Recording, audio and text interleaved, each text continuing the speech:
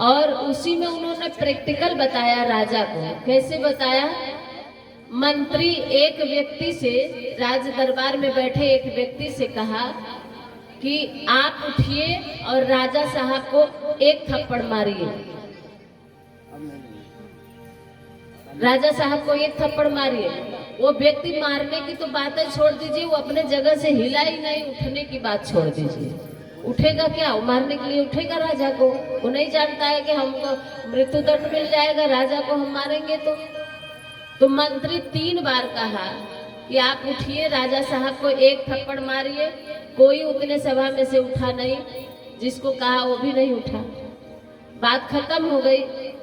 अब मंत्री ने राजा से कहा कि राजन, बस जो बात, जो मंत्र, जो शब्द मैंने बोला है वही एक बार आप बोल दीजिए। बात समझ में आ रही? राजा से कहा कि वही बात आप बोल दीजिए। तो राजा उसी व्यक्ति से वही शब्द बोले जो मंत्री बोला। उसी व्यक्ति से कहने लगे कि उठो और मंत्री को एक थप्पड़ मारो। कौन बोला? राजा बोला।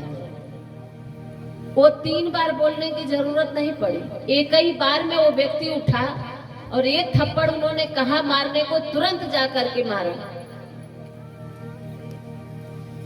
तब मंत्री हंसने लगे और कहने लगे, राजन, हमारे और आपके मंत्र में, गुरु मंत्र से लेकर के जपने में यही फर्क है।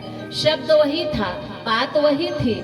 मैंने भी कहा कि उठो और राजा को मारो, तो कोई उसका असर नहीं पड़ा, कोई प्रभाव नहीं पड़ा उस व्यक्ति के ऊपर, लेकिन शब्द वही था, बात वही थी। जब आपने कहा कि उठो और मंत्री को एक झापड़ मारो, तो उसको इतना प्रभावकारी हो गया कि 1 मिनट की देर लगाए बिना तुरंत उठा और लगा दिया।